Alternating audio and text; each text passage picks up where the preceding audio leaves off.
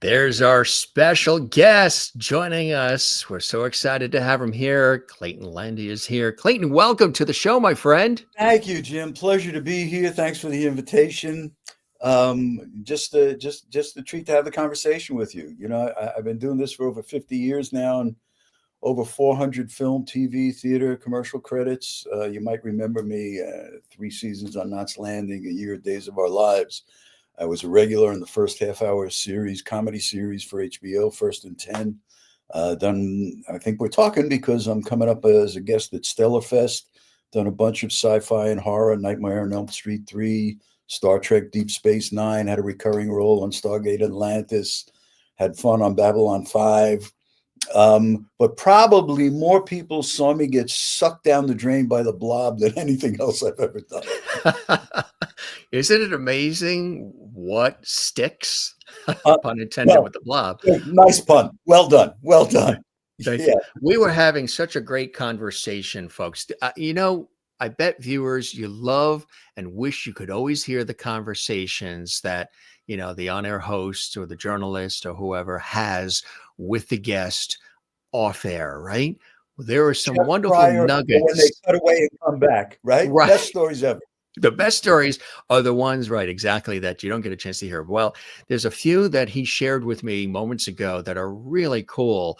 And we're going to talk about the Blob in just a minute. But there was one where I just happened to bring up a name of a colleague of mine that I've worked with and continue to work with in New York with a television news series and daily radio series. And that's my good friend, Doug Llewellyn, who's the longtime host of the People's Court. We're great friends and colleagues, have worked together for over 20 years.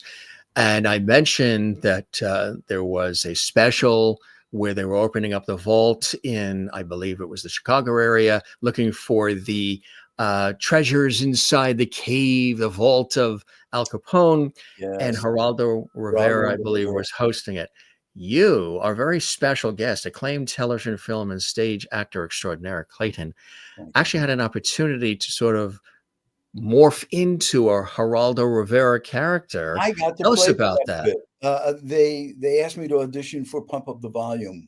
Still one of my favorite credits I've ever done, because it was honest about the kids of the day. It wasn't making fun of teenagers.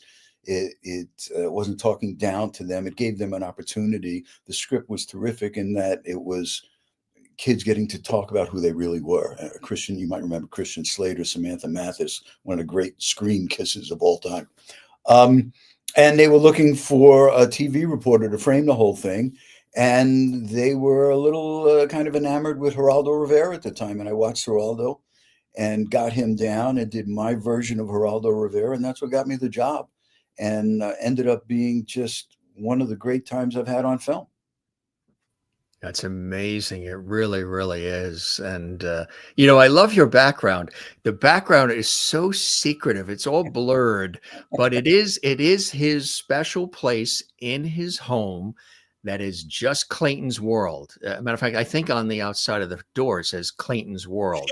And it's like, you look like you are in some sort of a sci-fi situation there. I'm not going to unblur it.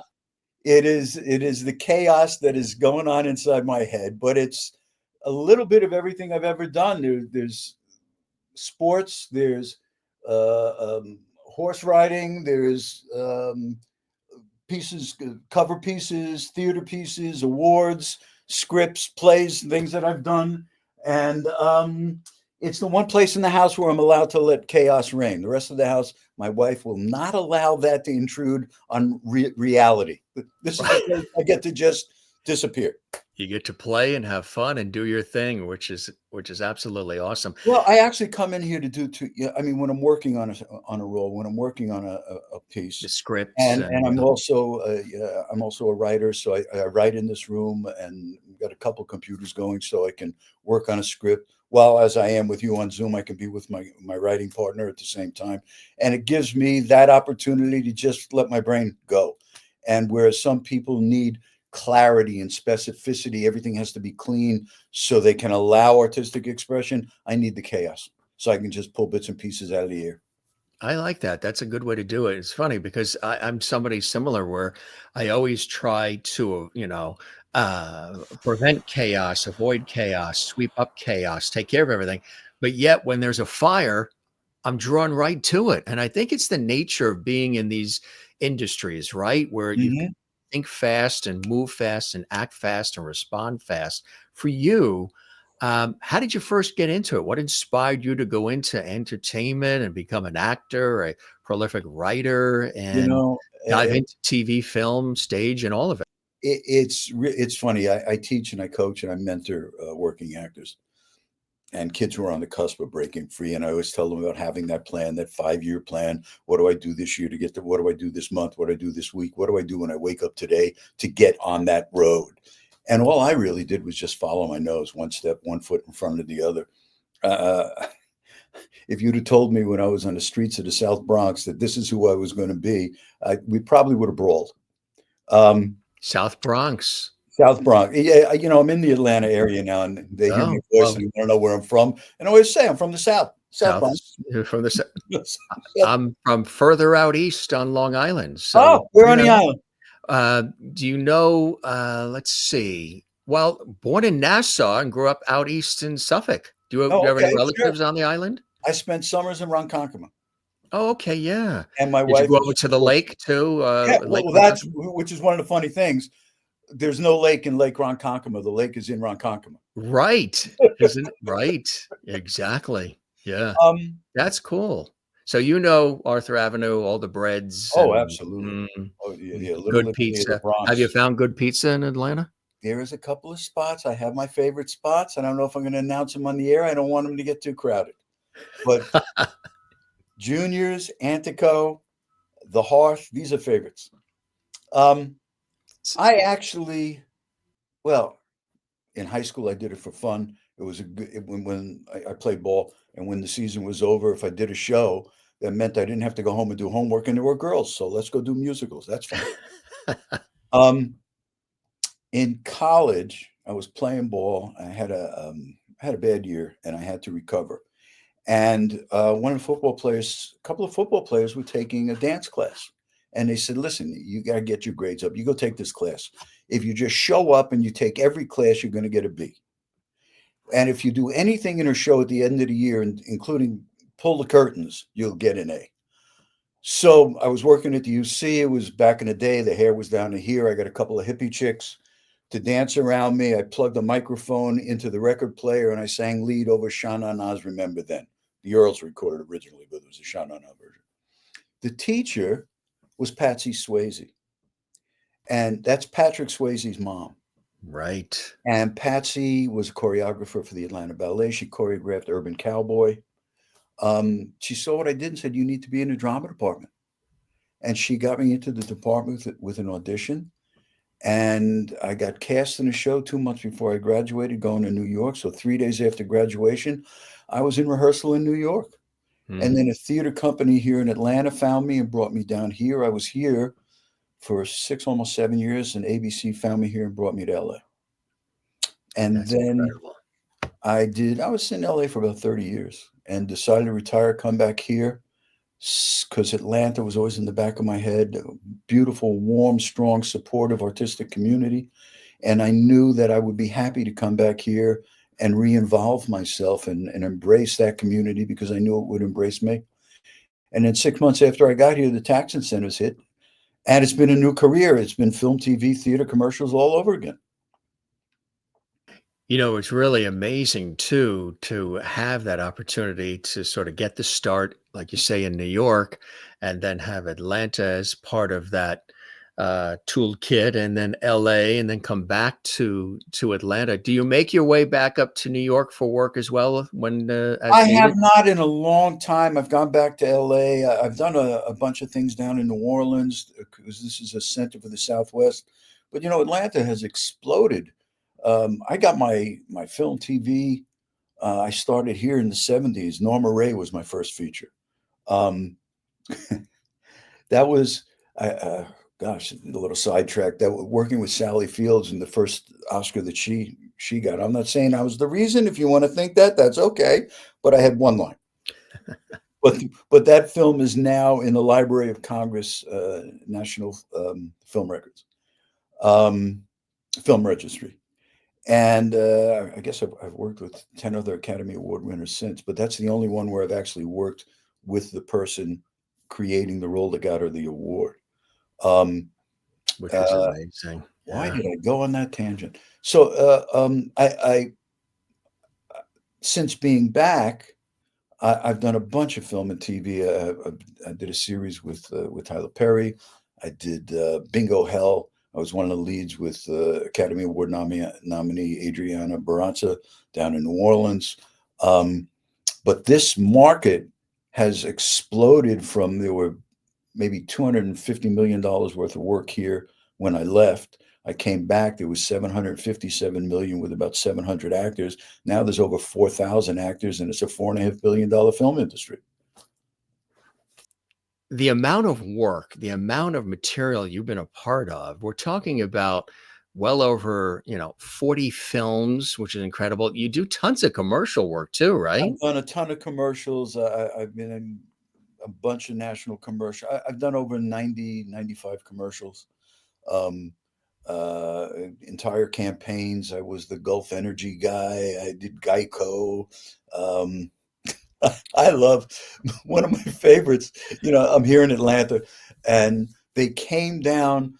It was a national. I'm not going to name the chain, but it was a national food chain, and they wanted an authentic Southern grill master, a seafood grill master.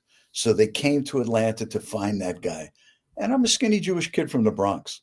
And I went in and I did a Southern thing and I got it. I'm the national spokesperson. And they bring me to New York to shoot it because, there's no New York Jewish actors in Manhattan, right?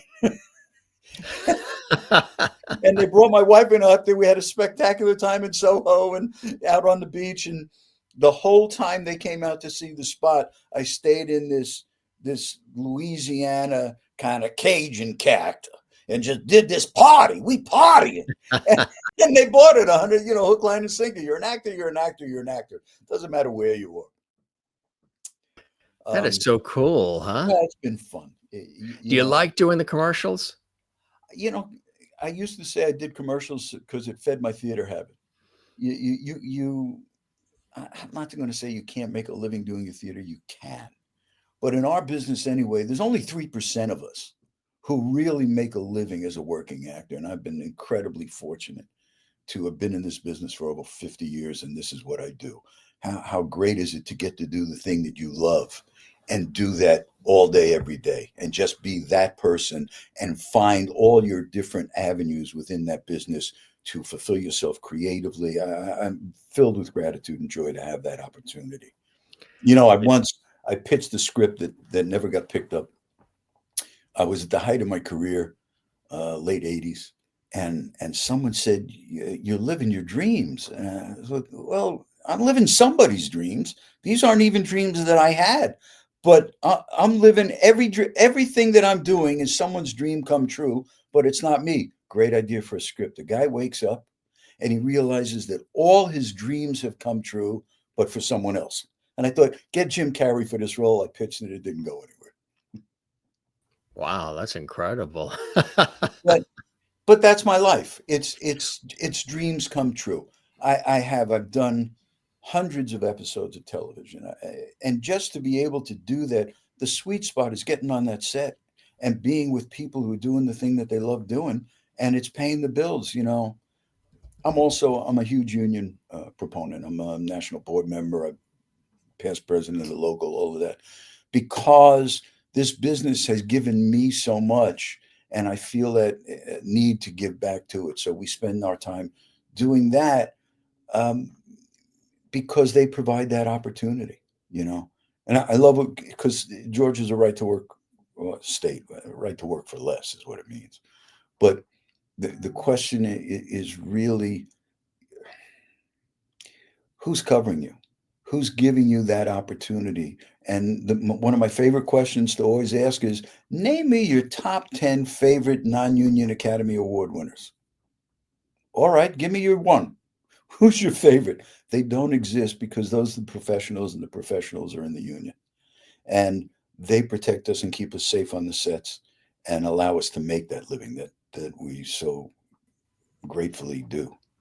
It's amazing. What would you consider? And I was when doing the research, a little bit of the homework, just taking a look at the scope of your incredible career with Thank you. film and television and theater. Um, what would you say is probably that one big door opening opportunity, that one thing that sort of perpetuated the ball rolling forward and people got to really say, Clayton is really good. Let's bring him in for this. Let's hire him for that. Was there a moment or two, an assignment or a No, project? there are people that I know who have had that moment. And I will tell you that every time in my career somebody said, this one's going to make you a star, it didn't. I firmly believe in training, in doing, I mean, good luck is having done your homework so you're prepared to take advantage of having put yourself in the right place at the right time. And I have worked my tush off my entire career to get better at what it is that I do. And every time I've had an opportunity to do something different, I've done the research and the homework and worked hard at getting it there. I'm very fortunate. My degree is in drama. I spent a year studying with Daryl Hickman. With one of the great masters, I spent a summer in master classes with Stella Adler. By invitation, I worked in the only class that Marlon Brando ever taught. I've taken advantage of every one of those opportunities because I'm the guy that say, don't I know you from somewhere? I'm not the guy that said, oh, he starred in that series of films. There are people who have that one thing that they can hold on to and use as their springboard. I'm one of those guys who's been both fortunate enough and have worked hard enough to break the walls of every box that they put me in, because no singular box has supported me. I've done comedies, I've done dramas, I've been in westerns, I did mobster movies, the Frank Nitti story, I've done a bunch of sci-fi and horror. And it's really a little mind-boggling for me at this point in my life to have people speak to me or invite me, like I'm going to do Stellarfest, and I've done Monsterama and Pensacon, and to have people come up to me and tell me that something that I did, that this particular film got them through this moment in their life, that this helped them deal with obstacles, or get them through someone who came up to me and said, of all things, Nightmare on Elm Street 3 was what my husband leaned on when he fought his way through cancer. It's like, are you kidding me? Nightmare on Elm Street 3? Oh my God. And when I think of those things, every single one of the things that someone has talked to me about, I was just fortunate to pay the mortgage that month. That was the Nightmare on Elm Street 3. That was the gig. Oh, there we are. Hmm. That was a couple of really good mortgage payments for me. I had a kid in school. I got to pay. I got to put clothes on his back. Again, frankly, union has put the clothes on my back, the food on my table, and the roof over my head pretty much my entire life. I'm the third generation union guy. But each one of these jobs at the time was a job. Now, there are special ones that stick out to me. Pump Up the Volume is one. Norma Ray is one. These were meaningful films to specific sets of people that I believed in at that time. Uh, um, I had some great experiences. Whoopi Goldberg, we did Fatal Beauty together. What a learning experience that was. To have that opportunity was about having put in the time and the effort at the training so that I could attempt to be that human being under those given circumstances in the moment, and not go in an audition playing a character. But I was able to be that guy who gets hung by a meat hook and she shoots me in the butt. And so I got to spend all that time with Whoopi, learning or seeing, observing, and trying to incorporate what she does. That was the first set I was ever on that had multi cameras. Typically a film set you're on, you're going to get a single for the master, your close up, or over the shoulder to get the two of you. So that's one camera, and each one is a separate setup. With Whoopi, we had 4 cameras going at the same time, because every take was like being on a different planet. She was always that human being, but when you asked her a question, the answer was different. And she lived that version of it. So they had to have 4 cameras going. So they had something to cut to and make the whole piece work. And I learned how important it was to just live as that human being in the moment, so that whatever came, you were being that human being responding to it. Having the ability to learn, well, it makes you a better human being. If you're a better human being, you become a better actor. If you become a better actor, you become a better human being. So we're fortunate to be in this industry that allows us to have continued growth. You and I were talking about a particular stunt person, and how they're still at 85 years old doing stunts. And what we both landed on, you and I, is that you don't stop doing because you get old. You get old because you stop doing. And I'm Mhm. not going to tell you how old I am, but I'm damn well fortunate to still be doing it at my age. I actually, speaking of stuff, I did Bingo Hell, I said, with Adriana Barraza. And we're the senior citizens, the five of us who are going to fight back against this evil demon. And we had a fight scene. There we are. Oh, what a joy it was to work with those people. What a great, wonderful, wonderful time that was. And we all had to participate in the fight scene. And I told myself 20 years ago I was going to stop doing stunts. Again, I've been fortunate. I've always done my own stunts, because my very first picture I did, $1 Million Dixie Deliverance, I got to work with a legendary stuntman, stunt coordinator, Glenn Wilder. And Glenn taught me to throw punches and duck punches. And my first bit on film was to get, I was driving a buckboard, and I fall asleep sitting in the buckboard. Kids put a loop around my foot. They drive it out from underneath me, and I get hung upside down from a tree. And Glenn taught me, I can give it to a stunt guy. He's going to get paid every time he goes up the tree, and he's going to get a day's pay. Or you could do it. It's a better shot, and you'll get paid every time you get up the tree. Me, please. And so I did fights and falls and horses and guns, and every time I had a role that allowed me to do that. So, but I said, when I get in my 50s, that's too much. It's enough already. I'm considerably past that. And we're down in Bingo Hell. We have a fight scene, and I had to kick and then throw a punch. And sure enough, I kicked out at the demon, pulled a muscle in my thigh, dropped to the ground, and the director's going, "Where's the punch? Where's the punch?" It's down here on the floor with me. This scene is over. I'm not supposed to still be doing that stuff. It really is amazing. Over 40 plays, 40 films, 180 TV episodes, 85 plus commercials, Yeah, no, and counting with all of it. still counting. Yeah, you really haven't stopped counting, and you've been a professional performer, a mime, actor, director, producer, writer, My and teacher first for over my 50 first years. TV bit was as a mime. I did Mother's Midnight Media Mix in Houston, Texas, doing a mime that I had created, an anti-war piece to Richie Havens' Handsome Johnny. Ah, Yeah, yeah. How and that cool is has that? to be my first TV gig, 1972. And I did some student film then, and I was doing children's theater in the park, and that's where it all started for me, really. You also had a taste of working with the fine folks at Knots Landing too, huh? Oh my goodness! Oh, 3 seasons with that group. The wonderful sweetheart of the planet, Donna Mills. What a joy it was to work with her. She made sure that it was about, and it's basically it's nighttime soap, but she really cared about doing the work, and we really worked the scenes together. That was my first gig in Hollywood. I had done a play. We'd created a theater company, created a play that created the company, and I got seen and brought into audition for that. And it was supposed to be one, maybe 3 episodes. I did 3 seasons with them. And the first scene I shoot, she wants to hire me as her attorney, and we shoot the first scene, and she turns to the producers and says, "Can I have an affair with him?" And I turned to them and said, "I don't care if she's means on camera or off camera. I'm good either way. Just book me." And does she remember that to this day, or? I haven't seen her in quite some time, but friends who have been with her since told me she's as wonderful today as she ever Yeah, was.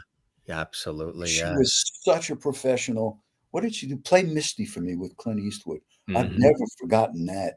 She was terrifying in that. Yeah, And she was just being what we were talking about earlier, yeah. just being that human being. With Donna, it wasn't about acting, although I got really in some bad habits about calling for makeup because every time it was cut, they brought her the blue pencil so she could do that famous eyeshadow.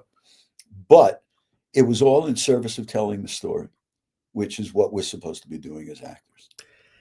Yes, when we were talking before we went on air, everybody, I was mentioning, folks that we've interviewed over the years on television, radio, and then on this series.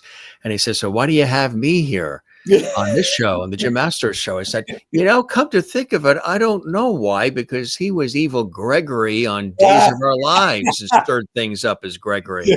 How did this come your way, Days of Our Lives? It's funny. When I was on Knots, I did get a phone call.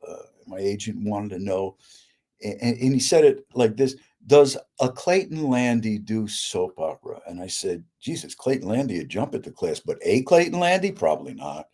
And so we passed, and I had a shot at doing a regular on one of the series, and then a couple of years later, I had been doing.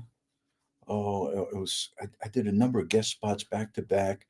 And Doris Sabor was the casting director on Days of Our Lives and just called up and asked if I'd be interested in coming in to do 5 episodes. And I went in as the right-hand man to the bad guy, Lawrence Fontaine. And I ended up doing 75 shows with them that year. Just the majority, at the height of my career, the majority of my work was either being a good guy going bad or a bad guy going good. And I was under the thumb of Lawrence, and I got progressively more evil as it went on. But they were always looking for a way for me to get on a telephone. It was everything but pull the phone out of my shoe as I was walking down the hall. And an incident left me off the show for a brief period, which then became extended. But a year later, they brought me back. They had sent me to prison. And I said, "I'm going to come back and get you."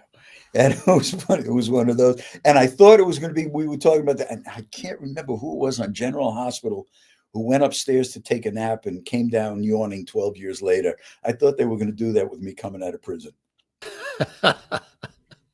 That is what they do, right? It is what they do. Soap opera, when they have a good character, they don't let that character die. They bring him back as the evil twin. Well, some folks we've had who've been in the soap opera world who've joined us talk about those thick scripts and Oh how my goodness. if you can make it through a soap opera experience, you're pretty much good with anything else, right? It was the first time I had seen, and actually, I don't think they were using teleprompters yet. Yes, I'm that old that we weren't using a teleprompter. It was cue cards. They had people's entire scripts read on cards, and it'd be behind my head so that they could look right here as if they were talking to me. And since I was a supporting character, I had to have my stuff down cold. So I had to come in every day. The soap opera experience is entirely different from any other TV or film experience. At that time, I enjoyed doing lower budget films or nighttime soap because you would do 6 pages, maybe at tops 9 pages, but typically 4 to 6 pages a day. And soap opera, they were doing 120 pages a day. You came in and you shot the entire show. You did the show 5 times in a day. You came in your pajamas first thing in the morning, and you did a run through just so cameras get an idea where you were. And as the day went on, you would add more clothes. You would move towards a dress rehearsal, a full makeup rehearsal, but you shot the entire show every time. And I mean, the people who had the heavy load, I couldn't imagine. I was fortunately never one of those guys who had to come in and carry 70 pages that day. I was the guy who asked them the questions that got them into the dialogue. Yeah, got him into the dialogue. In doing a little research, we went back even further, my friend. Your first actual appearance on stage was as Papa Easter Bunny in second my grade at God! ES 26 in the Bronx, New York. I did the Easter Bunny in the mall once. Oh my God, like you doing it in really second did grade. research. That was my first appearance, and it was, frankly, I'm going to tell the tale on myself. My first acting job as Papa Easter Bunny, I did out of spite. There was only one guy who wanted that role, And I really did not get along with him, so I read for it also, and I got it, and it came back to me decades later. Um, Gene Weingarten, a Pulitzer Prize winning columnist for the Washington Post, who's now, I believe, down in Florida. If you saw there's a picture of four of us on stage, me and Gene, and the woman playing the little girl playing my daughter, and the little girl playing my wife. And he had a crush on the girl playing my daughter. And he did a Valentine's Day articles, front page of the living section for the Washington Post. That's one of the things on that shelf behind me. It was the Valentine's Day piece for the Washington Post. He went back to find Shari, his elementary school crush, and I just, out of the blue, it was a couple of years after doing Knots, I get this phone call. Do you remember me, Gene Weingarten? And it was like, oh my God, that was the first thing I ever did, was Papa Easter Bunny. And there I am with my glasses on crooked, and my mother made the ears. It was just hysterical. You do your research, my friend. You truly, truly do. I was going to say that really is amazing. And as I said earlier, over 400 theater, film, episodic television, and commercial credits as well. You starred as Roger Barrow in the first season of First and First and 10. First half-hour comedy series for HBO. HBO. With What Delta was that Burke. experience like? Delta Burke was the woman owner of the football team, and that was pre-O.J. Simpson. Actually, that was actually funny. I just almost tossed that off. The Olympics were being held in LA. The city was shut down. I had a 750 Triumph, and I was going to the Olympics, and I got a call, said, stop off at this office on the way. They're casting this brand new show for HBO. And I rode the motorcycle to HBO. My then wife was on the back, went in, did the audition, didn't even think about it, got on the bike, went to the Olympics, and I had a series. And it was fun. It was a little catches. It was the first time I ever did a show, which is actually the way Tyler Perry shoots now. It was the first time I did a show where they shot by location instead of by script. They had so little money to produce the show that when they had a location, for instance, my mansion, every episode, every scene that was going to take place there was shot at the same time. So you had to keep track of what episode you were in, costumes. I was glad not to be a costumer on that, but they helped keep us sane by telling us what clothes we were wearing, which meant what scene and what episode we were in. They were not smart guys. They got in trouble with the cops because they refused to feed them at lunch. Oh, yeah, you've got and there was, I think it was, I may be wrong about this, but I think it was the first time there was nudity in a series on TV. And every time you see a producer walk by with a Polaroid camera, you knew what they were casting. Exactly. That is funny. But it was a treat to work with Delta Burke, because again, here's someone who's hired, frankly, because of the way she looked, and because she was beautiful, spectacular woman. And what turns out is she's got talent out the kazoo, and she worked hard at every moment to be that human being. And so it was always a joy to work with her. I also got to work with Michael V. Gazzo from The Godfather. He was the mob boss. I was the link between the mob and the football team.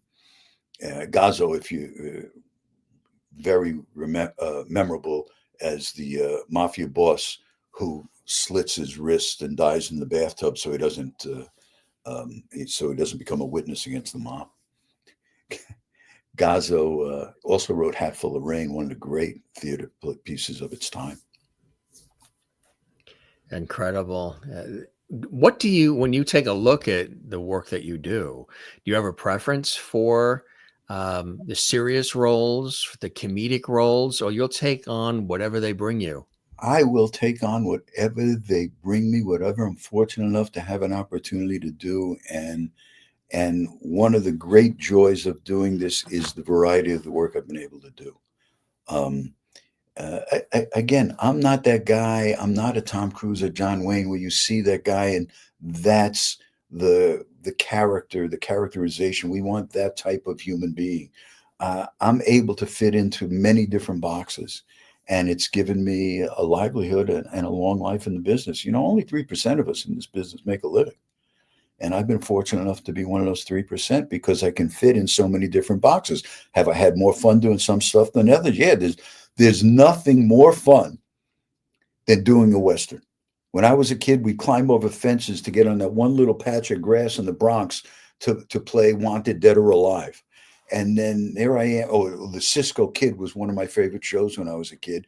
And I got to be in the Cisco Kid, the TBS version of that with Jimmy Smits and Cheech Marin.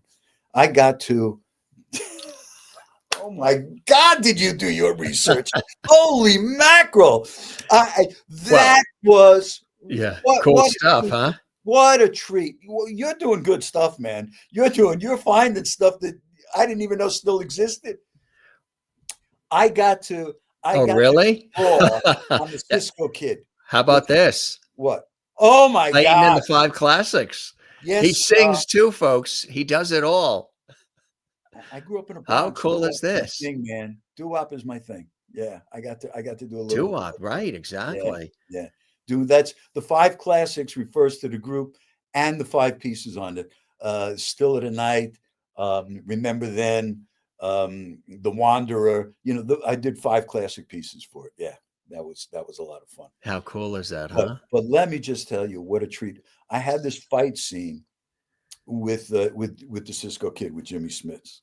He comes into the bar and we're down there and he calls me and he calls me out. And I couldn't help it when we rehearsed it. I thought in my head was all those great Western fight scenes. And again, Gene Wilder had taught me some stuff. And so when I stood up, I had that thing where I hooked my boot heel into the chair and kicked it out behind me and drew on the Cisco Kid. And it was just it was just this great classic moment for me to be able to do that. But but of course it's the Cisco Kid. He's so good. He didn't even have to pull on me. He just kicked the gun out of my hand. Director loved it, kept it. It's in the film.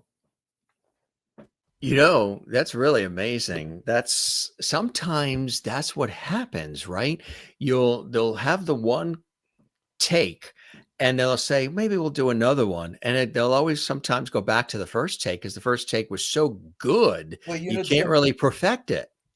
this is one of the joys of doing film over TV. TV, frankly, when they hire you to do what you did in the audition. Whatever it was that you did in the audition was what they needed to fill that piece of the story. And they only have so much time. You know, you're written for a 27-minute time frame or a 42-minute time frame, and you have to use exactly the words that they gave you in the time allotted. And they hire you to do that. Film gives you the opportunity to create, and it's much more of a collaborative experience. When you're on a set, you've been given good words. You're on a set with with terrific actors and a director who knows what he wants, and he gives you the smarter directors give you that opportunity to show what you bring to it. They hire you to bring what you have to it, as opposed to TV where they hire you to do what they've created. And so a director will give you that opportunity. If you gave him what he wanted, very often you'll hear, do one for yourself. Mm-hmm. Give me what you got. Or, for instance, in this particular case with Cisco Kid, in the rehearsal, I just couldn't stop myself. I got up and did, that's what it told me to do. And, you know, following your impulses is one of the things I teach. And I just did that just for the pure joy of doing it. And they loved it. It was better than what they had on the page. That happens. And you will see over and over again, some of your favorite moments in film history were just inspired and improv in the moment. Right, exactly. And sometimes that's the best stuff because Oh, it was in the look, moment and yeah, look at the right? best stuff that Nicholson has ever done. Nicholson creates in the moment. there's a great story going around on the internet.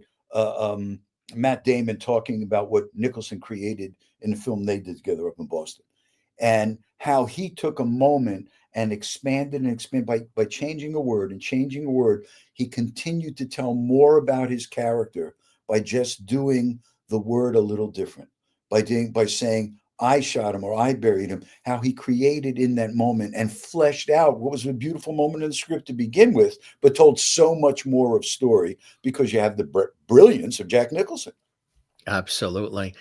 Gang, you have seen him all over the movie screens and stages and all over your television screens for years. We're just scratching the surface about the many things that he's been a part of. Dynasty, Walker, Texas Ranger, Without a Trace. Also, Star Trek franchise, being involved in the Star Trek franchise, Deep Space Nine. For all those Star Trek fans that would be out there, I know, what's really cool about your body of work, Clayton, is you have probably all these different kinds of fans that know you for specific things. Soap opera fans, movie fans, TV series, comedy fans, sci-fi, horror, whatever it is. But they're Star Trek fans. They are super loyal, right? And I have behind me one. There it is, Fuchida. Lieutenant Fuchida. Yeah. All right. There you are. Star Trek. I'm gonna take something off from that mysterious. Show it to you. Hold on. He's gonna go into that. Oh, there you go.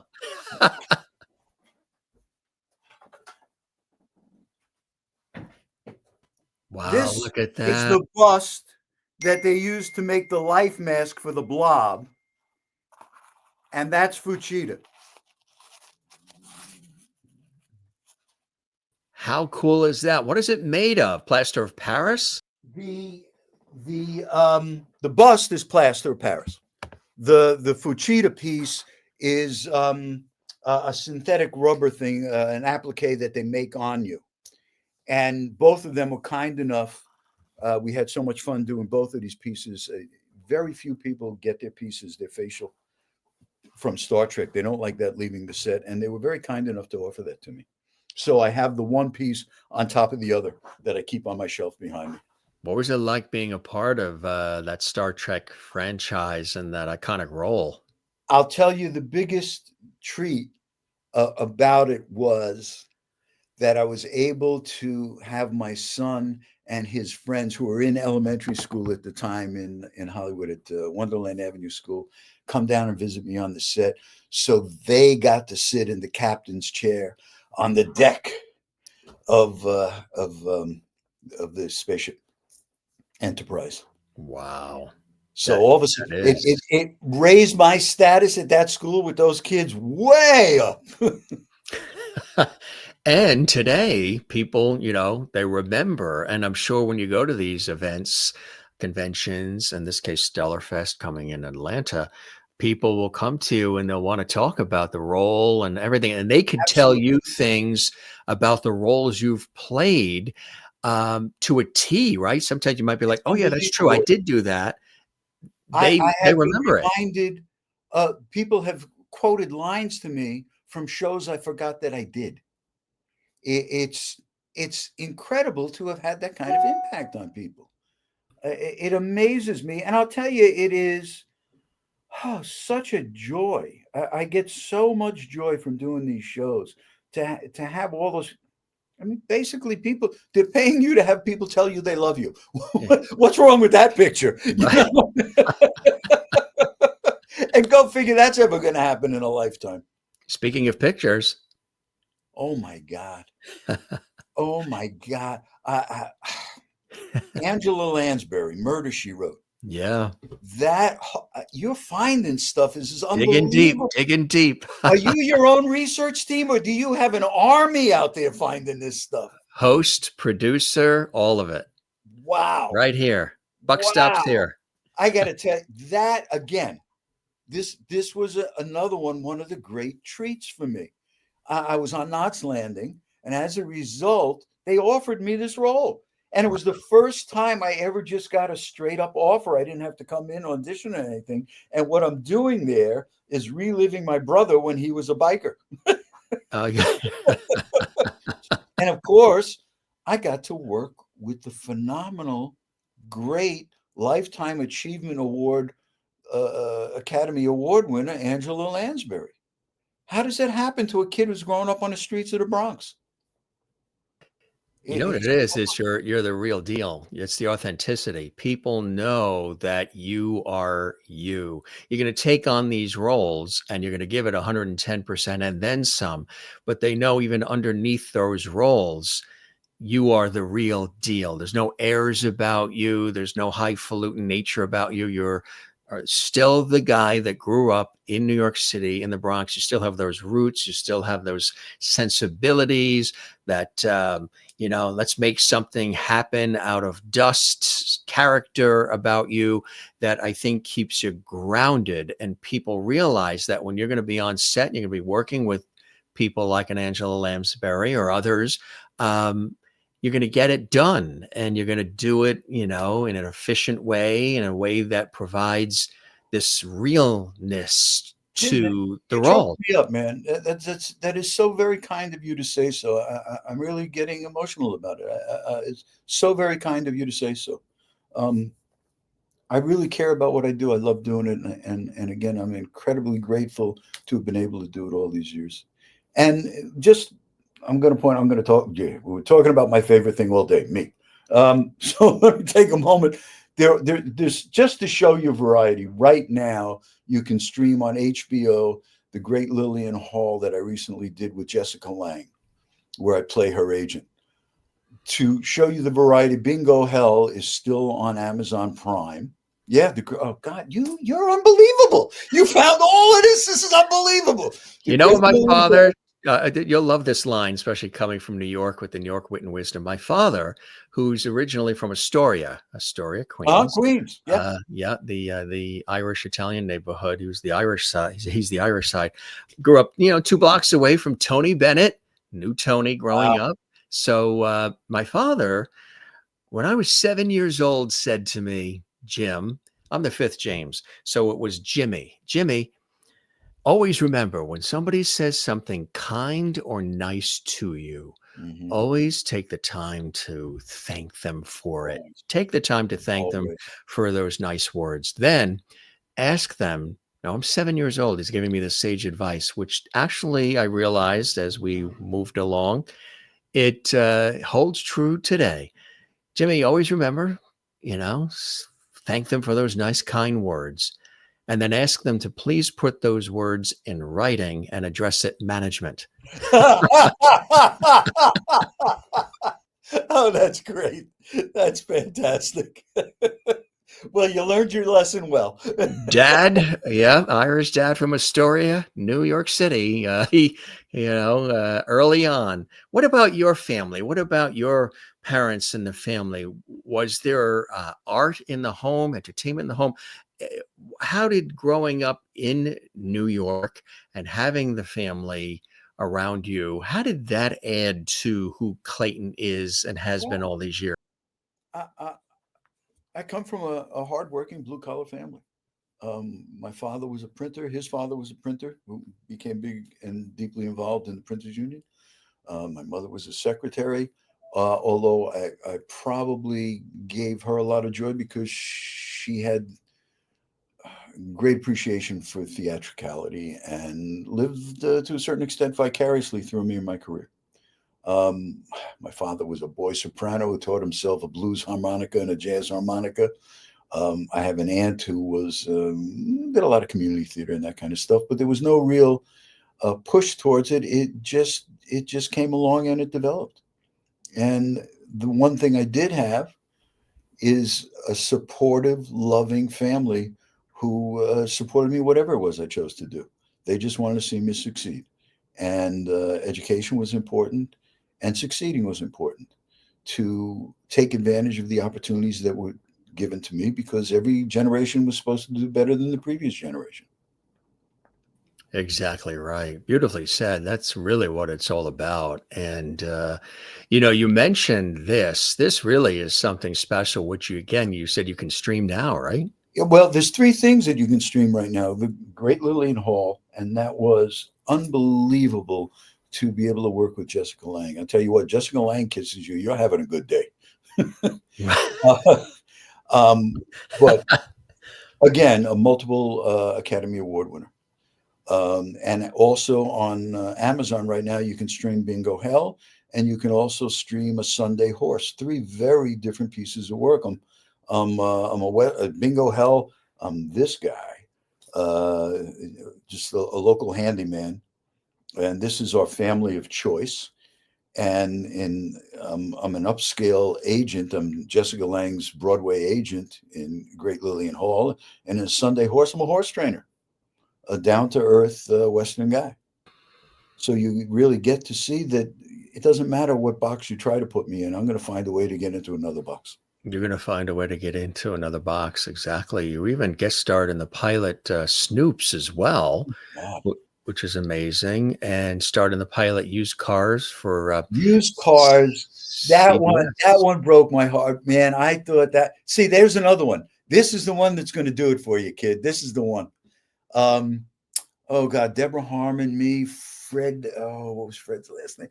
It was the pilot, the TV version of the Kurt Russell film, Used Cars, and Robert Zemeckis and Bob Gale wrote the script, and we had a blast filming that. And really thought this. It came so close that I have somewhere in this mess behind me is the magnet that ABC, when they in the day when there was three major networks, they would counter program each other, and they'd have big boards with magnets on it as after they shot their pilots and they were trying to set up their season. And they actually have the magnet that ABC used as the counter programming magnet because they were sure we were going to be on CBS. We came that close that the other networks were already programming against us, and it didn't happen. Wow. But that, of them all, that was the one that I said, this is it. Now I got it made. I'm going to be the actor I think I can be. It's amazing, right? Right? Yeah, and the counter programming, people don't realize what that's all about. The network's very competitive, and especially at that time. At That that Kurt time, Russell, you said, was in that, right? I'm sorry? Was Kurt Well, Russell, Kurt you said? Russell did the film. Yes. Kurt Russell and Jack Warden. And it was very, very funny. And Garrett Graham, actually, I did a couple of jobs that Garrett Graham had done originally. Garrett Graham did the film, and I did the pilot. And then I did Frank. So there's the film there, yeah. Right. Mm-hmm. Right. Very funny.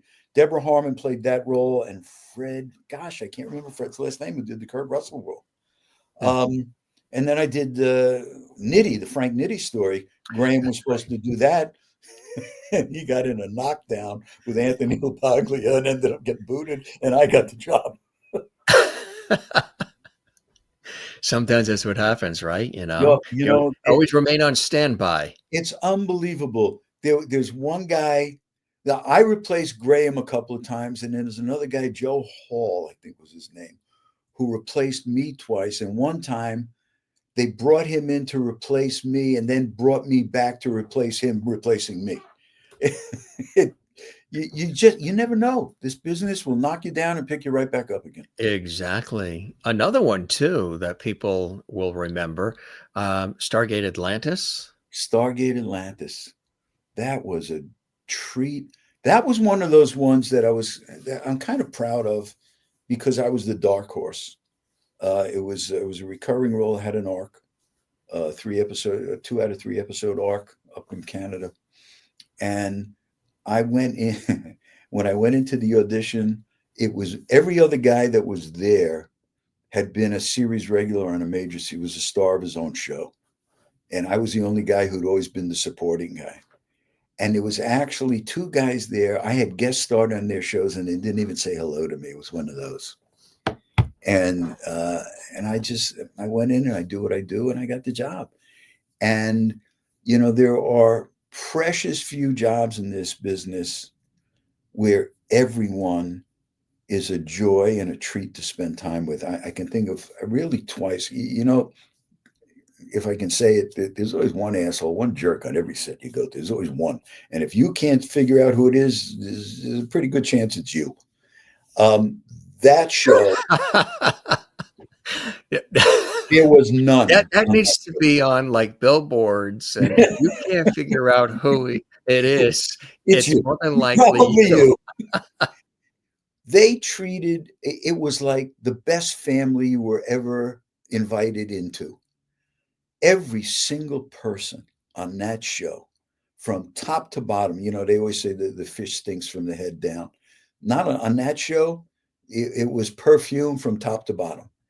And they treated us like gold. They sent a ticket to bring my wife up first class, sent a car for her. My wife, she's a civilian. She'd never been on a set in her life. She was scared stiff. She's walking along the walls, trying to stay as close to the wall as she could, not to get in anybody's way. The producer came, found her, sat her down in his seat, put the earphones on. This is the scene. Watch this. Here's the sound. Anything I can get you, let me know. They took care of us. It was unbelievable what a joy it was to be on that show. And every regular on that show treated you immediately like you were a member of the family. Like remember the family. And that's the absolute best. Absolutely the best. What a great story that is. Look at this too. You've been in a lot of great movies and just TV movie specials. Friend of the Family, Peacock original. Mm-hmm. Played I think I was a detective on that one. Because I've had the training that I have, every time a new character comes along, to me, it's like putting on a suit of clothes. Did that down in South Carolina, Faceless. That just came up recently too. You just want to be the human being. And if you can be the human being, then they want to spend time with you. Mm-hmm. And if they want to spend time with you, you've won it. You've won the day. You've won it. God. Yeah, I've worked with a couple of people along the way. Josh Duhamel was a sweetheart on that one. You really have. It's incredible. Camera store. Here's a fun story. I love how these are triggering the fabulous Unbelievable. stories. This story goes on a little bit. Yeah. But this is one of those things. I get sent the script to audition for this role, and I'm reading this, and it's a camera store. It takes place at a certain time and place.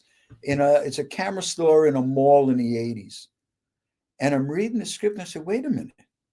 I know this mall. How does this guy know this mall? Because it's shooting. We shot that in New Orleans. And I ended up getting in a little dispute with the costumer because over a particular article of clothing, I said, no, wait a minute. I know this guy because this is where I grew up.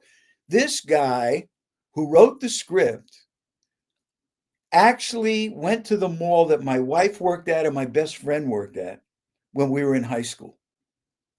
And it's in Nanuet, New York. And he's writing about a pizza shop. I said, this is where I used to get my pizza. How do you know this place? And he used to tap into their phone line to make his long distance calls home. And we started bullshitting about this place and this time. And he's talking to me and he said, okay, so we don't need to do that audition because when you do the piece, we'll take care of it then. And the casting director, you can't tell him that. You can't. Please, he's got the job. We were talking about the same. I grew up in the time and place that we were talking about. And I ended up playing a doctor who has cancer at that time, and he's losing it. And he has to get these pictures back from this camera store.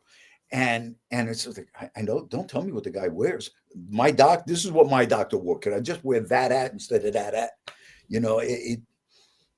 And we just so hit it off because we knew the same time and place. My wife and I ended up becoming friends with him and his wife, and he wrote and directed the film. Just a complete treat.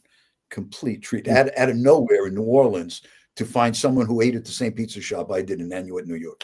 That is so incredible. You mentioned the Blob too. We're talking about going back to like 88. How did this Number 12 death on the all-time death list on the internet. Right? Right. People know you for the Blob, among everything else, but especially this. Yeah, more people saw that because they used my clip of getting sucked down the drain as the commercial. So more people saw that commercial than anything else I've ever done. Was that? And it was one of those things. I had worked with the director and the producer previously. Chuck Russell directed that, directed Nightmare on Elm Street 3, directed The Mask. And Chuck was a real sweetheart. He gave me an opportunity to read 3 different roles for the audition. And just in terms of producers, and get Clayton, he's going to give you something. And the casting director thought she was going to be a hero, and really tried to get me on the cheap. And it was one of those rare times when I just knew that I could say no with no repercussions, because I already was friends with the director and the producer, and they both wanted me in the film. And sure enough, she ended up shooting herself in the foot. And I had a terrific time working with Candy Clark on that one. But for me, being a bit of a film nerd, I remember when I was a little kid, 6 or 8 years old, watching a Ponderosa and seeing the shadow of a boom mic go by on the stagecoach, to see how we put together getting the shot of getting sucked down the drain was just phenomenally interesting, because those days it wasn't green screen and you do it in the computer. It was all practical. So I showed you the bust. They had to do a life mask of me so they could do a face mask that they could then shrink to suck down the drain. Meanwhile, under the drain, they've got 2 puppeteers on a rotating disc with hands and feet that they could manipulate and make work, so that when it's squished, the foot would explode and the blood would shoot up and hit the ceiling. It was just so that you had me, you had the stunt guy, you had the whole makeup team to create the mask, and the puppeteers underneath, and the guys that had to build the puppet pieces and work the rotating table underneath the sink. It was just a real phenomenally interesting place to be as a filmmaker. It's incredible when you're known for certain things that stand out that way. It's really extraordinary. Take a look at this shot. That's it. Oh my God, that's it. Yep. And in order to make the gag work, we had to put the piece on the face. I had to do in reverse the physicality of getting sucked down the drain. And then because they had to attach it to my face so that you could get that shot. So we had to do it backwards. And then they ran the film backwards to create the effect of me getting sucked down the drain.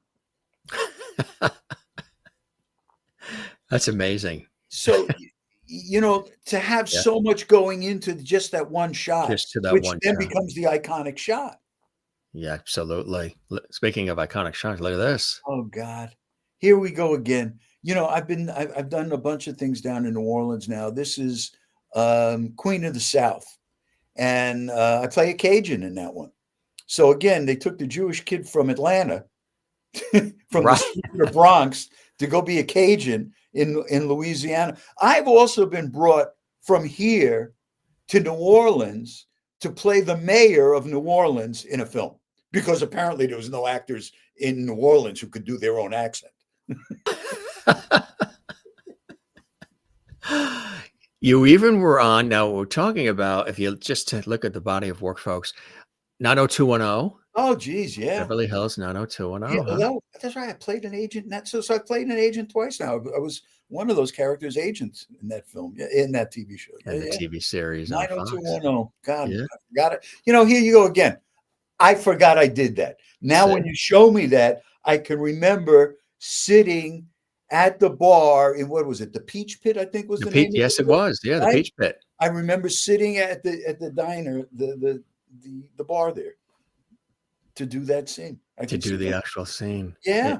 It is incredible when you think about all the work. They were just scratching the surface. Undocumented executive. Okay, here's a fun union story. I was asked by a casting director I have a lot of respect for, has put me in a few things, to come in and do a script reading. I love reading new scripts, plays or screenplays. I was fortunate enough to do one of the first readings of a Neil Simon one. And they asked me to come in and do that. And there's two of us who are the executive bad guys, the executives. And after the reading, they loved what I did so much.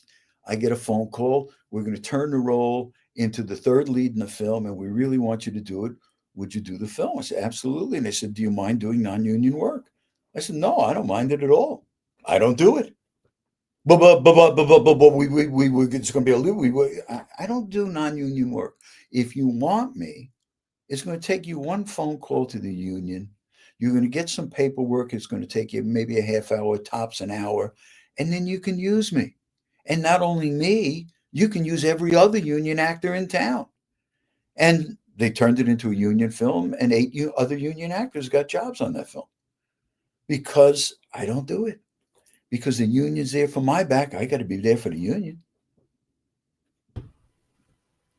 That's a great story. Yeah. Well, that's what it's all about. I mean, you got to stick together, right? And Yeah, support one absolutely. another. And Absolutely. yeah. Otherwise, okay. Otherwise, you'll have trouble with the curve. Let me tell you that one of the great opportunities anyone could ever have would be to work with Mr. Eastwood. Mm. I did that, and then I did Sully with Clint and Tom Hanks. Mm. And working with Clint Eastwood is what professionalism is all about. Mm-hmm. And respect for the industry and respect for the artists. And a couple of my favorite stories. Here's who else could say this? We're shooting a scene. It's the hospital scene in Sully. A friend here, Rob Pralgo, plays the doctor who's examining Sully, and then I come in and I give Sully the news that he saved everyone. And in between takes, we're on the side, and I said to Clint, and I get to call him Clint. I mean, holy shit. That this is the quietest, most efficient set I've ever been on. And he said, so I was having lunch with the president. I can't remember which president, and my brain froze. You can't. You've had lunch with so many presidents, you can't remember which one. I just froze, and it was really about though. He was having lunch with the president, and he saw the Secret Service guy talking to his wrist, and he never heard a word. Now, in every set you've ever been on, you hear action, cut, go build the next set, get the thing going. You got to get that, you got to do that. Nothing. It's the most efficient set because the assistant director, the first AD, is talking into his wrist and telling which department heads to get what ready for the next shot. So when you move to the next shot, it's already there and happening, and you never heard a word, no voice was ever raised. And Clint would say, "When you're ready," and when instead of cut, you heard, "Yeah, I've seen enough of that." And I'm going to tell you the deepest I have ever seen an actor. And it's interesting. I got to talk to Tom afterwards. I told you ABC found me here in Atlanta and brought me to LA. They were doing talent searches. They would go at that time, 6 different cities, see 750 actors in each city. 6 of us got picked up and taken to LA. The year before me, they found Tom Hanks and Peter Scolari. Tom's had a little better career than I have. I'm working with Tom. I'm giving him the piece of information that he saved all those lives. Now, they shot the water scene, I think, in a tank in LA. There was another studio where they shot the interior of the plane. We're in Atlanta doing the hospital scenes. He has to have saved everybody, have been in the water, had been in shock. He's now in the hospital. And I tell him, everyone, the number is 155. And every single take, when I said 155, his irises wiggled. Now, you can work different parts of your eyebrow. It's a muscle memory thing. Tom Shields and Oniel could split his eyebrows. I could do ups or downs when I was a mime. Nobody can teach you muscle control over your iris. Tom Hanks was so deep in this role that every single time it had that depth of impact on him, the human being. The most amazing piece of work I'd ever seen. What a great story. Wow. That's incredible, huh? To behold that, to be a part of that, To this day, right? I'll never forget that as long as I live. As long as I have my memory, I'll remember that. Right. Some things too that you've been a part of that where people will never remember hearing about it on the news was you were in Sully. Yeah. And then That's that's, yeah. Yeah. I've been a part. I mean, and I that's did the plane that Sully, which is a landed. real story. The And pilot landed on the Hudson yeah, when he River. landed the plane on the Hudson River, you know, and on the other end of the career, I was in Norma Ray with Sally Field, Union, things that had an impact on people's lives to have been a part of. I guess I'm in that part of my life, my career, where I'm reflecting on those things and realizing the impact this has on my. John Ritter, Man of the Year. I worked with John twice. That film we shot in real time over the course of a night, from sundown to sunup. One night. What was it like working with John? Of course, we John, miss him. I Yeah. will tell you, I've never seen. I did. What was the series he did with Marky Post? It was him and Billy Bob Oh, Thornton, and yes. Marky Post. They ran a newspaper, I think, in a small town in Arkansas. They came to New York. They needed a bellhop. I was the bellhop, the guest star that week. In fact, it's one of those few times in my career where someone said, the producer actually said after seeing actor after actor, Jesus Christ, where are the Clayton Landeys? Oh, get me Clayton Landey. I was up in Wyoming. I'm a member of the Hole in the Wall gang up there. We were chasing cattle up there. I get back the airport and the phone, and I check my messages. You have a job. Get back here. And it was to do that show with Do them. that one. And John here's the one you're Ritter, talking, Hearts of Hearts Fire. of Fire. Yeah. Yes, that's it. That's it. Thank you. Yes. And John was sick as a dog. He had the flu or something. The minute you heard cut, he was one end of it was coming out of him everywhere, and was still one of the kindest people to lead a set I've ever had the opportunity to work with. No matter what personal hell he was going through physically, it was pure pleasure to do the work together. Complete joy. Nice guy too, they say, right? Huh? Just I'm telling you, complete sweetheart. And then later we got to do Man of the Year together, and it was great. It was just great. I played his best friend in that, and we spent that whole night working together. I'm the guy next to the guy for my whole career. mm-hmm. Second time I worked with Armand Asante and Ron. I forgot Perlman was in there. Ron Perlman and I. Okay, he's best known. He got his career kicked off Beauty and the Beast. Well, Right. the first time he played a lion, we did a children's theater show in Manhattan, The Lion Who Roared, and he was the lion. and then we did Cisco Kid, and then Killer by Nature. I also, after Cisco Kid, I did Blind Justice. I did back-to-back westerns, and Armand Asante. I used to like to show up on set. I drive to whatever set, and we did that in Old Tucson, I think. The first time I worked in Old Tucson was September Gun with Robert Preston and Patty Duke, and then I did Blind Justice with Armand Asante. And I like to show up on a set 3-4 days early, get a feel of it, get the nature of the location, all that, and enjoy myself. And I came down to the set just to see it and say hello, meet the director, and do all of that. And the director said, have you met Armand yet? No, I haven't met Armand. So he introduces me to Armand. He says, can you stay for lunch? Well, fuck, you're giving me lunch? I'm an actor. Feed me. Yeah, I'm happy. Exactly right. I'm happy to be here. And he said, Armand says, great, come to the trailer. We'll work. All right. Now, I'm off book because I've got, 3-4 scenes in this film. That's it. I know my stuff. Armand is basically in every scene in the film. I'm a week away from shooting. And I go to have lunch with Armand, and he wants to work my scenes with him. And he's off book. He's in every scene in the movie, Every scene, right? 4 to 7 days ahead of when we're going to shoot, and he's off book.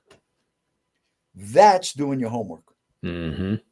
And as a result, we created something, and when they saw it, they went back and wrote us another scene to give us backstory. And that's the joy of doing film, not TV, which was a film that eventually went to TV. I think it was an HBO film. But they went and wrote more work for us because we had created the relationship, because Armand had done his homework. I've been fortunate a couple of times.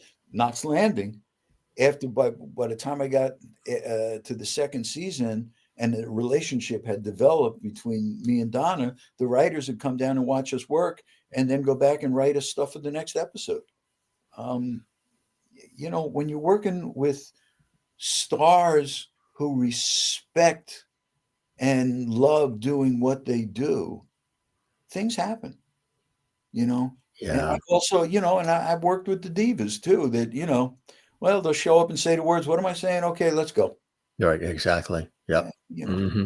you know, they exist and they make a hell of a lot more money than I do. But they're not the ones you remember fondly.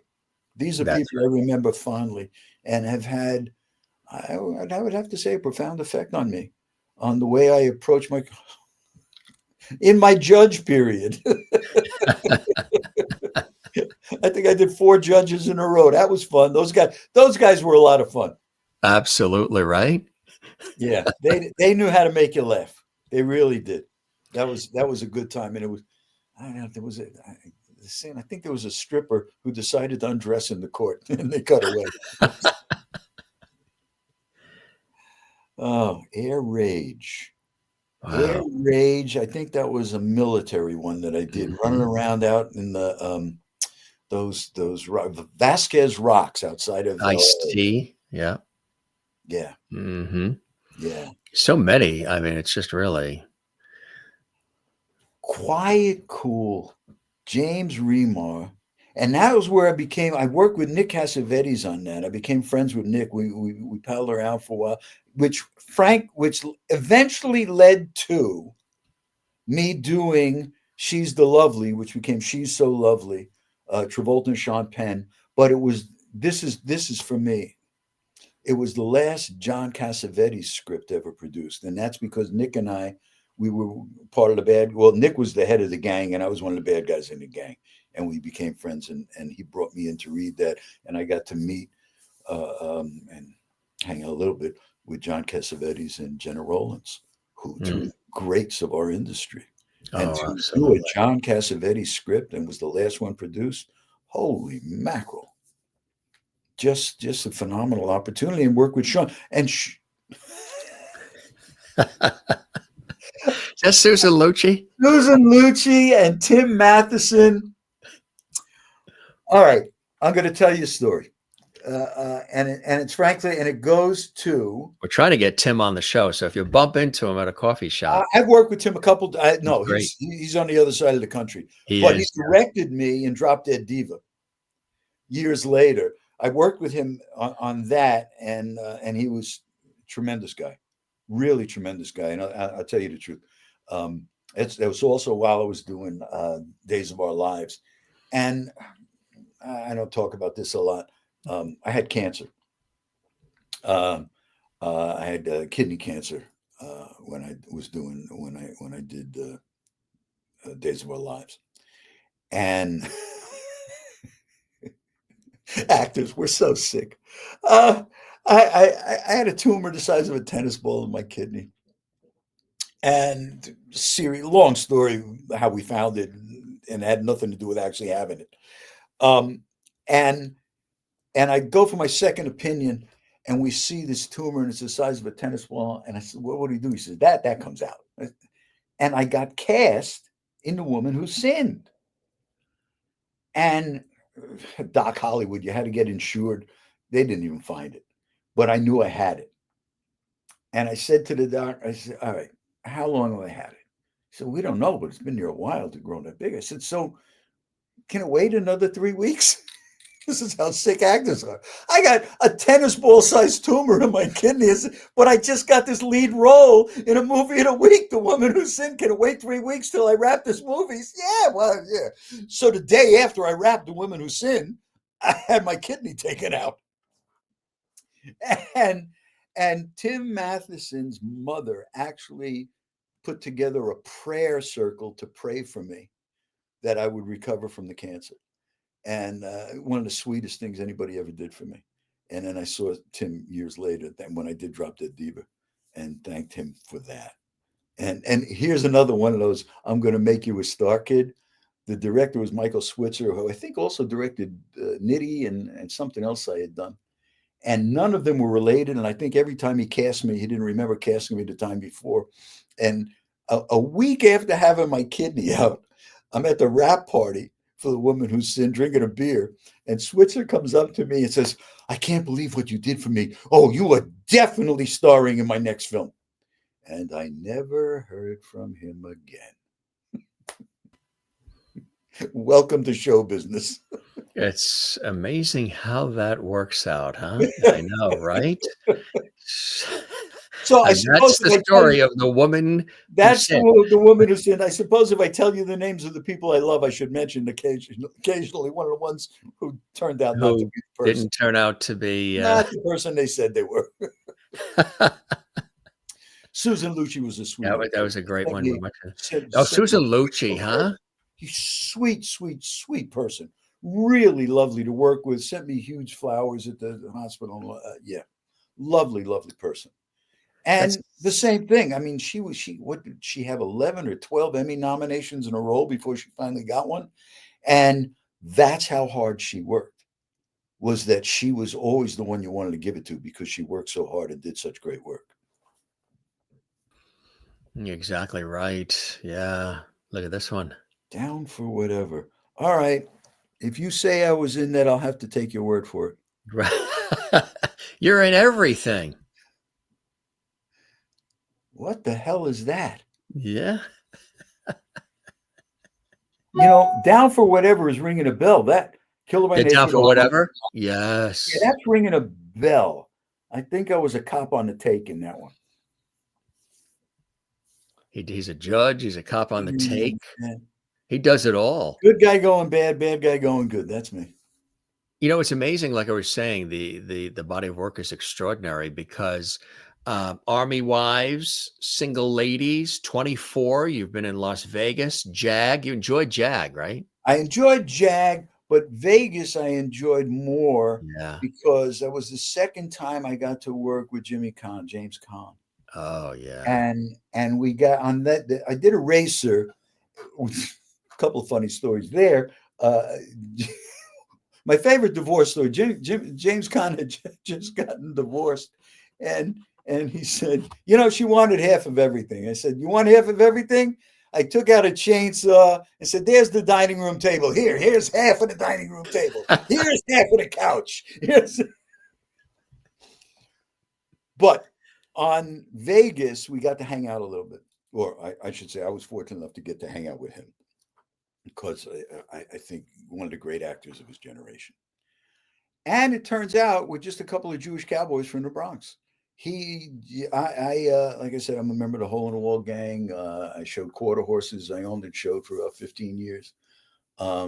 Jimmy was a legit rodeo calf roper. He was on the circuit and was really quite good at it. So we got to talk about stunt guys we knew and the horses and what it was like to be a Jewish cowboy from the Bronx. It's incredible. Footloose too. Yeah. I like that. Yeah. Well, it's in that Footloose and the Blob, remakes of great pictures. Yeah. And I work with guys on their way up. Miles Teller, a huge star now. I think that was his first big role. And Darius Blaine, a couple of really good guys. Yeah. And it's fun to have those touchstones, 6 degrees separation from Kevin Bacon. Isn't that the game? That's right. Exactly. And you had that. Yeah. So there you go. I'm a step away. You mentioned that you teach too, and train Yeah. and teach. Tell us about that aspect. People might not realize with all of this experience and all these incredible TV shows and movies and everything we're talking about, you actually like to inspire young minds and mentor others who are looking at you and saying, gee, Well, I'll tell I'd you, like to do that too. I teach two classes at the Alliance Theater here in Atlanta, Tony Winter Alliance Theater. I teach scene study for the working actor, which is exactly what the title says. And my language is gonna go south here for a minute. Is that okay? Uh, sure. Go Okay. ahead. I teach another class that's called "Get the Fuck Out of Your Head," Would you and believe he just said that? if you bleep me, you bleep me. But for marketing purposes, they only call it "Get Out of Your Head." Because the Alliance sends marketing material to families and kids, and they won't even give me 4 asterisks. It's just get out of your head. You have to interview for both classes, and you have to audition for the scene study class. And it's going to go south again in just a half a heartbeat. When I first came back to town, I met with my original agent, who, when I signed with my first agent back in '75 here in Atlanta, she was the only one in town, and that is like 42 or something. And I talked to Kathy. It was Kathy Hardigree, Atlanta Models and Talent. And Kathy said, you have to teach. You have to teach. They need what you have. I said, fuck them. They can't have what I have. It's mine. Eventually, I realized that maybe I can help them find what they have. And over time, we distilled it a little bit. And I've been teaching now for 14 years, scene study, and for 10 years, Get Out of Your Head. And both classes are about helping people who are truly on the track, uh, um, people who are becoming professionals, or most of the people I work with are working professionals, but I work with some who are on the cusp of becoming that. They have to have the talent, they have to have the drive, they have to truly be on the trail.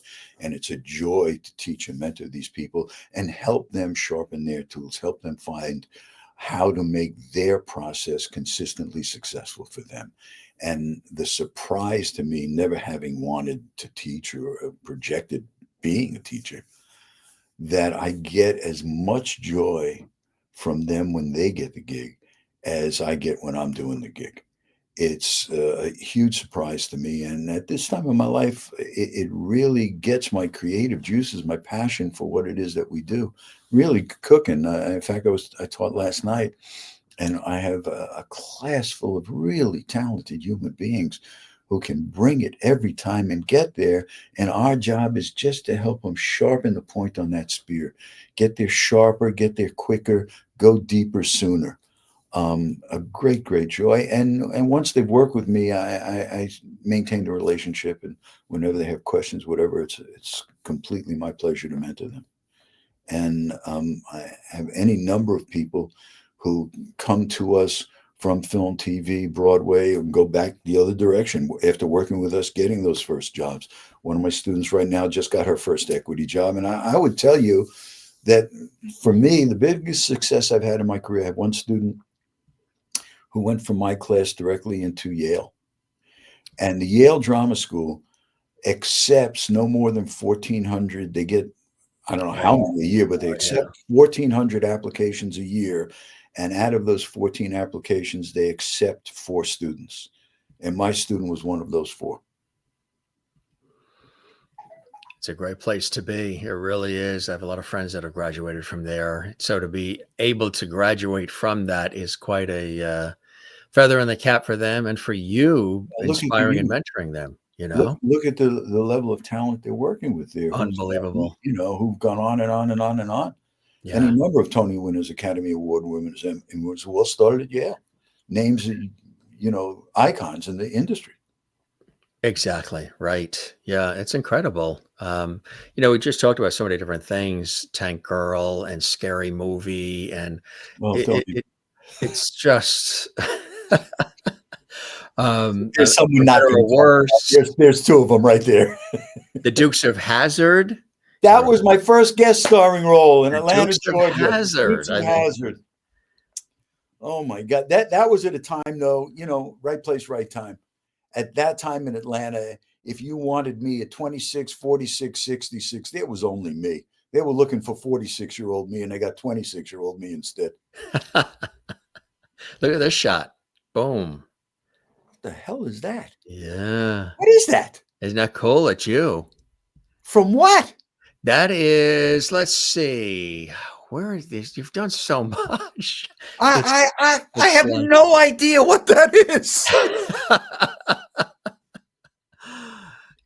that is, let's see.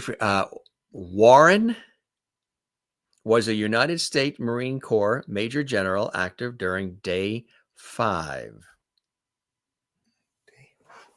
Under the direction of President Charles Logan, carried out his orders due to the declaration of martial law in Was that L.A. 4 Yeah, or that's air yes. rage or what? That is the episode is Day 5. If it's an episode, Day 5. I'm wondering if that wasn't 24 with That would, Kiefer yes, Sutherland. right. That would make sense. Yep. Yeah, martial law taking over. Yeah. Yep. Right. Exactly. In the back of a car in a warehouse out in the valley somewhere. It's really cool that you've done so much that even when something pops up on the screen, you're like, holy cow, I was in that too, or I was in that. And that's what happens because when you're prolific as you are, I mean, decade after decade, doing so much variety in terms of the work, theater as well. We didn't even touch the incredible theater career, but the film and the television, role after role, and all the commercials, it's just extraordinary when you look back at it, and it sort of triggers the memory, right? It's like, Again, holy, yeah, I did that. I did that that. to trigger to try and figure it out because, frankly, that was one of the ones where it was like, oh, thanks, I get to pay the mortgage this month. Exactly. Right. There's You some know? where it's a gig, it's a thing. Okay. Exactly. Did, And did then I others, aspire to this? No, but I sure like paying the bills. and they brought you on, and yeah, but still you talk so fondly about Norma Ray. That was really That crucial. Listen, that was a crucial moment for me. Well, it wasn't really much more than a moment. I mean, certainly on film, it's a moment, but the audition was with Martin Ritt. Marty Ritt goes back to group theater, which is the history of acting in America. And I'm a young actor. I'm just trying to do it. I'm just trying to do it. And my brain is working. I go in with a cup and I couldn't yet. I could now later learn to chew tobacco. I did that for something. But I thought this guy chews tobacco, but I can't do that. So I found Tootsie Rolls and made a ball out of Tootsie Rolls and stuck that up in the cheek. And having that sugar up in here made me salivate. So I had to spit into the cup. So I had a coffee cup and took Tootsie Rolls and I'm spitting in the audition. And I'm sure that had a lot to do with getting a gig because we used it in the film. And it's Marty Ritt. At that time in my mind, Sally Field is still the flying nun. Sorry, Gidget. And when I work, okay, now I just saw an interview with her where she talks about another film where, she never stepped out of character. And she had to do that because she had to be so deep in it. Well, we're doing Norma Ray. I'm a young guy. And we do the scene and we shoot it. It's good. It's in the can. And I watch her walk away and she was cute. And I'm watching her walking away. And she turned around and gave me the thumbs up. And I'm caught staring at her butt. You were also looking at the flying nun. Yeah, that was Gidget. Hey, I've worked with a couple of nuns. Patty, September Gunn. I actually got to say to Patty Duke, "You're kind of pretty for a nun." That is funny. Yeah. It's really extraordinary again, and it's just really a scratching of the surface. 85 plus and growing national regional commercials. You've seen him in Geico, Coca-Cola, AT&T, Xarelto, Keds, Bud Light, Joe's Crab Shack, Royal Oak charcoal, and also appeared as the Gulf Power Energy coach for 2 years on TV, radio, internet, billboards, and print. Do you enjoy the commercial work, the spokesperson work, things of that Well, nature? it, like I said, early on, it's, I want to be I was a stage actor, I was a theater actor, but you're not making a whole ton of money doing that. But once you could do in one spot what you made in a year on stage. So it's a technique, it's a tool. When I teach my classes, I teach these kids acting is acting is acting is acting. I don't care what the medium is, whether you're in front of a film lens, a TV lens, you're on a stage, you're doing a commercial, you still have to be that human being under those given circumstances. And then there are different techniques. There's techniques for film, which eyes closest to the lens, where you don't blink. There's so many little tricks, little things. Stage technique, 3/4. They teach you never to turn your back to the audience. I always turn my back to the audience. I love finding that time where I can give the audience my back. First of all, fuck you. Second of all, when I turn around, I got you. Right. You watch me turn up. When I come back, you want to see why. So you create and find these techniques. You learn these techniques. Those are separate classes. Well, commercials is another technique. There's a whole broad range of commercials where it's about simply being the most likable you can be. Mm-hmm. And then there's a whole other set of commercials where there's some little edge of character work involved. If you can do those two things, you can make a living doing commercials. And commercials can be fun. It's just a good, fun day. There's really no pressure on you. You don't have to deliver. You don't have to go to the depth of your soul. You don't have to deliver in a way that you're creating your character, telling this part of the story while making the star more presentable, more approachable, letting the star be the star by supporting what they are doing. You don't have to concern yourself with the camera, the director, the character, the other character. You just have to do this thing. Mm-hmm. And it's easy and it's fun and it's enjoyable and the money is damn good. It is, yeah. You do a lot of voiceover work too? I did in the day. I did some. It's become so specialized now. I do have the equipment and I do audition once in a while. But the people who are doing voiceover work, God bless them, man. I mean, that is a whole other career. And you have to have an understanding of the way that works in a technical way and have the talent and the ability and the training to do that. That's, it's out of my ballpark now. I haven't done one in a while, but in the day I did. I love doing something that scared me at the beginning. I love doing ADR now, additional dialogue required, going into the booth because a plane flew overhead or something dropped or they were cutting away and now they decided to cut to and they need your voice in the background. It is one of my roles that's on right now was mostly ADR done in the booth because they cut it a different way. And something got garbled and I had to redo everything.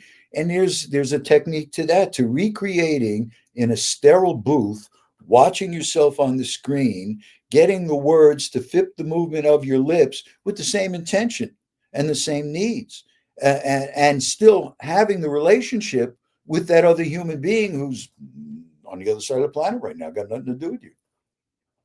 It's another technique to have, and it's fun now. I like doing it. Which is cool. The key to all of this that we're talking about is if you're having fun doing it, that's what makes a difference and just keeps it really rolling as it has for you for such a long time. Matter of fact, you like to, get involved with fans and be a part of incredible Absolutely. things like conventions. And there is this wonderful, and they're wonderful people. I've had an opportunity to chat with them happening in Georgia.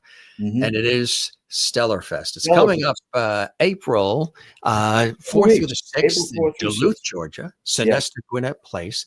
Tell us about being a part of these kinds of things. They'll know you from, again, Stargate Atlantis, Star Trek, everything. And we just, again, scratched the surface of a few of the things you've been in. There's lots more. But Clayton will be there. And Stellar Fest is really something special. We've had a couple of the guests who are going to be there join us here on the Jim Masters Show, and it's been a pleasure. Tell us about being a part of this and greeting fans and having a great time. I absolutely love doing the conventions. As I mentioned earlier, I mean, people are basically paying money to come up and tell you they love you. What, how much more do you want out of life? There's typically, we talk about at these, the Blob, Star Trek, Stargate Atlantis, Nightmare on Elm Street 3 is a big hit at these things. It's, again, so surprising to me, certainly at this time of my life, but at any time really, to have done these things that were jobs at the time. It was another job. And in all fairness, I don't take a job unless I can give myself over to it, unless I can find who that guy is, who that human being is, and live as that person. And it's fun for me. That's the fun for me, is to go be that someone else. For instance, the Nightmare on Elm Street gig, there was something about the way that human being smoked a cigarette. I always had a song in my head every time I came down the hallway as that guy. It was the kind of thing that Chuck Russell sparked to, that I had this inner life that just came to me from the words that he had put on the page. And now, but at the time, I didn't think of Nightmare on Elm Street 3 as like the biggest gig of my career. It was a gig. I was a working actor, and this was my job, and this is what I do, and I'm damn lucky to be able to do it. And this is going to take care of me for the next month and a half or so, and that's what it was. And then you move on to the next one. And as we've been talking, I've been very fortunate. Over 400 times I've had that opportunity. And so that's it. And then you forget about it and you move on to the next. And now here I am, how many decades later, and people are coming up to me in a line to tell me what they loved about that and what it meant to them at that time. And it's absolutely thrilling. And I don't understand, how could you not get great joy and be deeply grateful? One of my students took that at coffee. And I think he caught me in that moment. I had just come off. I was doing the mustache. I had just done a Shanley play. Dreamer Examines His Pillow. John Shanley, who I found out years later, I've done at least 2 Shanley pieces. I think 3. Mm-hmm. And for me, Shanley was always a street poet in my ear, and I didn't understand why until I found out that we're exactly the same age, and we grew up 2 miles apart in the Bronx. Wow. Why his language works so well in my ear. But doing these conventions, to get to meet fans who really care so much about this material, who these films and these TV shows mean something to, it is surprising. It is a joy, and I'm deeply grateful for the opportunity to meet these people. And every one of them offers me something it's a give back. It's being able to say thank you to them for being there for us, because without them, we don't even make a living. Never mind being able to provide a piece of entertainment that has some meaning to them. Total joy.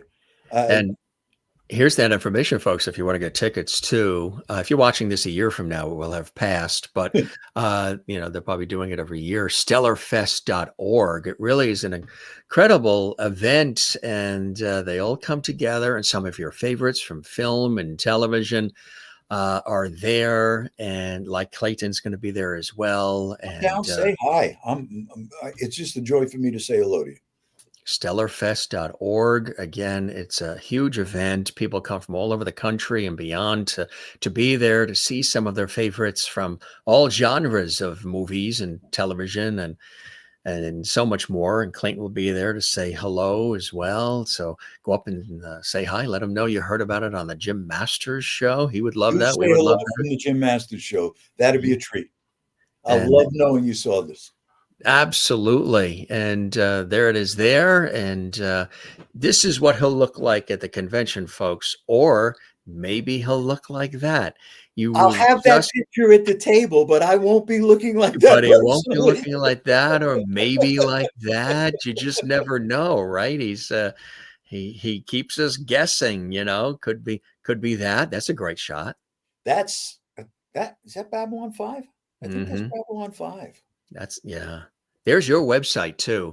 Folks want to, ClaytonLandey.com. Yep. yep, you check it out and you see all the incredible things that he's doing and what he's all about. And yeah, really cool stuff. And you're amazing, kid from the Jim, Bronx. this has been a total treat. I can't tell you what a joy I've had talking with you today. Really, thank you very much. You bring back all these flashes to my memory, and I get to relive it. So thank you very much for the opportunity. Don't forget, in writing and addressant management, which will come right back here. Just To you, amazing. right? To me. Tails is another one too. There's Yeah. Tails. That was more recent of the work. It's another great shot of our friend here, Clayton, doing his thing. Tails. I Uh, worked with MC Light in Tails, one of the first female rap stars. See, that's right. it's like Yeah, these unbelievable opportunities that come your way, and you have that got no your idea way. they're coming. It was a hip hop anthology series, exactly. And it's Yeah. another, as we were saying, another great shot of our friend. Really cool stuff. So he will be again at Stellar Fest. We'll Stellar mention that Fest, again. October 4 through 6. Uh, and there is his April 4 website. through 6. Exactly. And my friend, this was terrific. You put two New Yorkers together, put on a pot of coffee, right? Absolutely. You have a good A conversation. good cappuccino. I'm ready to go.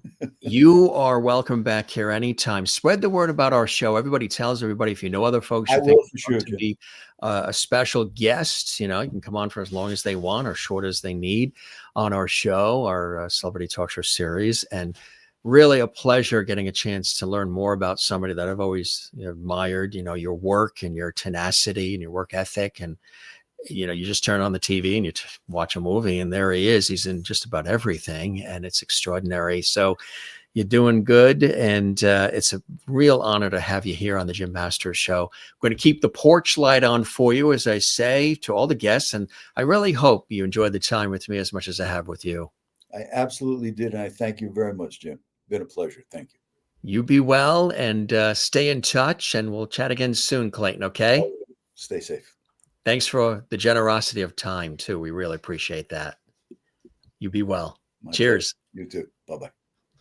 Clayton Landey, legendary actor, writer, producer, mime, performer, everything. He's done it all.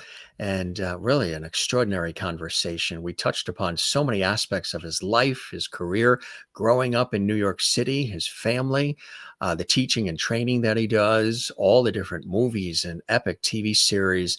He's been on our screens for many, many years on television. Some of your favorite TV series, specials, TV movies, iconic films, independent work as well.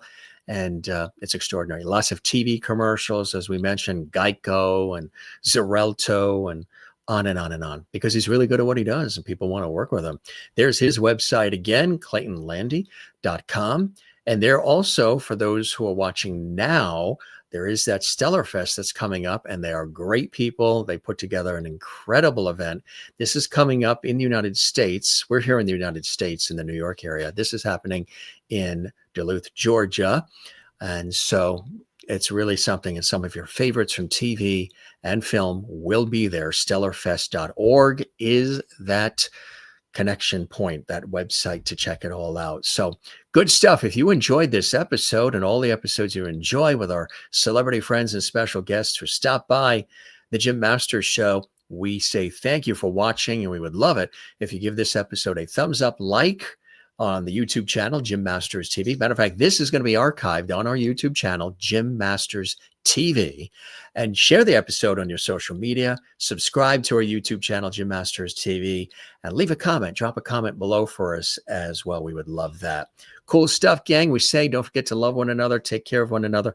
Don't forget to do the very same for yourself, and come back and see us again right here on the Jim Masters Show. We love having you here from all around the world. It means the world to us, to me, and we'll keep the porch light on for you as well, right here at the Jim Masters Show. Take care. We'll see you on the next one. Cheers.